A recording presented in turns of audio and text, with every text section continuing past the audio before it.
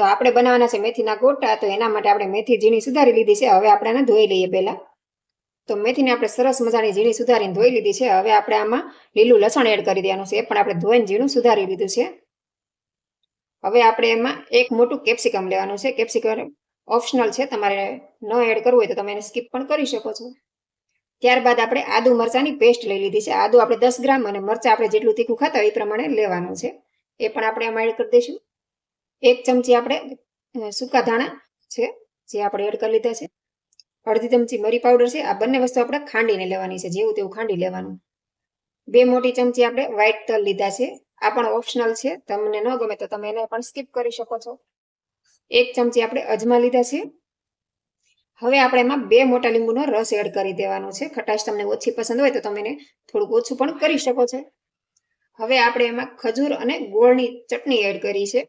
મતલબ 2 ચમચી આપણે ગોળ અને ખજૂરની પેસ્ટ બનાવી છે. એ આમાં ખૂબ જ સરસ લાગે છે. આ પણ તમને ન ફાવે તો તમે સ્કીપ કરી શકો છો. હવે આપણે બધા મસાલા એક તપેલીમાં ટ્રાન્સફર કરી લઈએ, એટલે આપણે બધું સરસ રીતે મિક્સ કરતા ફાવે. આપણે બધું જ આમાં ટ્રાન્સફર કરી લીધું છે. તમે આમાં લીલા ધાણા નાખવા હોય તો તમે નાખી શકો છો. હું આમાં લીલા ધાણા બિલકુલ નથી નાખતી. લીલા ધાણા ઓપ્શનલ છે. તમને પસંદ હોય તો તમારે જેટલી મેથી લો છો એટલા જ તમારે લીલા ધાણા લેવાના છે. હવે આપણે એમાં ચણાનો લોટ એડ કરી દઈએ છીએ. અત્યારે હું 1 વાટકો મોટો 1 કપ લઉં છું. તો હવે આને આપણે છે ને સરસ રીતે પહેલા મિક્સ કરી લઈએ હાથની મદદથી. આ રીતે આપણે બધી જ વસ્તુ સરસ રીતે મિક્સ કરી લીધી છે. હવે આપણે એમાં થોડી અમથી ખાંડ એડ કરવાની છે. ઝાઝી ખાંડ એડ નથી કરવાની, કેમ કે આપણે એમાં ખજૂર અને ગોળ નાખ્યો છે, જેના લીધે આપણે ખાંડ ઓછા પ્રમાણમાં જોઈશે. હવે આપણે એમાં સ્વાદ પ્રમાણે નમક એડ કરી દઈશું અને સરસ રીતે મિક્સ કરી લેવાનું છે. તો મસાલા આપણા બધા સરસ રીતે મિક્સ થઈ ગયા છે. હવે આપણે એમાં ફરીથી ચણાનો લોટ એડ કરશું. હવે આપણે 1.5 કપ ચણાનો લોટ એડ કરવાનો છે, એટલે કુલ આપણે 2.5 કપ લીધા છે. થોડું થોડું પાણી એડ કરતા જશે, સરસ રીતે હાથની મદદથી મિક્સ કરી લઈશું. તો આ રીતે તમારે થોડું થોડું પાણી એડ કરવાનું છે અને બેટર તૈયાર કરવાનું છે.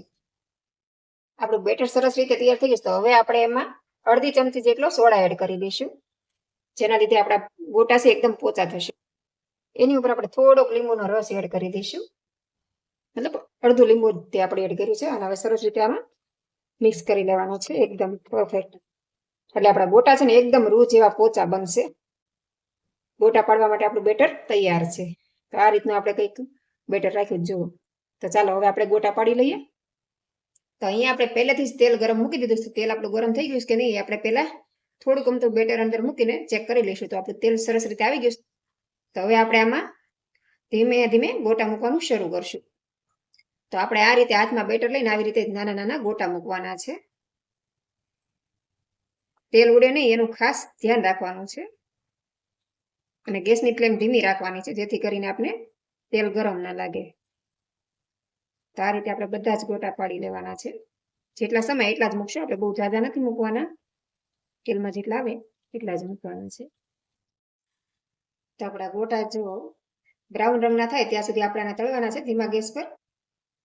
તો તમે જોઈ શકો છો આપણા ગોટા છે એકદમ ફૂલીને દડા જેવા થઈ ગયા છે, પણ થોડાક નીચે કાચા છે, એટલે આપણે બ્રાઉન રંગના થાય ત્યાં સુધી તળી લઈશું.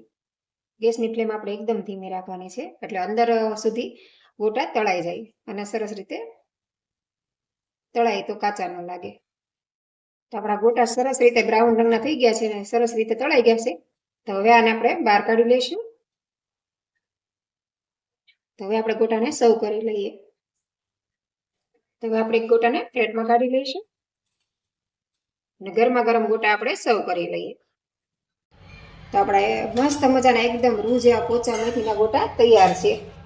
તો જો તમને ખોલીને જ બતાવી દો, ગરમ ગરમ છે ત્યાં જ જો એકદમ સોફ્ટ બની તૈયાર છે ને. અને આમાં આપણે પહેલાં હળદર નાખતા ભૂલી ગયા હતા, એટલે મેં ઉપરથી હળદર નાખી છે. તો તમે પહેલાં હળદર નાખી દેજો. તો જોઈ શકો એકદમ જાળીદાર ગોટા આપણા બન્યા છે.